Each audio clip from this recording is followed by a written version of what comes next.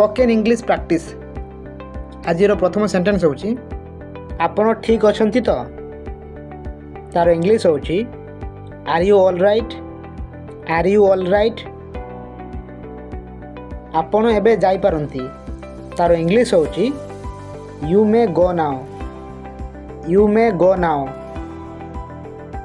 आपण आज आसीबे कि तार इंग्लिश होची will you come today. Will you come today. आपण एबे केउठारे अछंती तार इंग्लिश होची where are you now. Where are you now. तमे मते काहे की पचारुछ तार इंग्लिश होची why are you asking me. Why are you asking me. तम सहित देखा करी भलो लागिला तार इंग्लिश होची nice to meet you. Nice to meet you.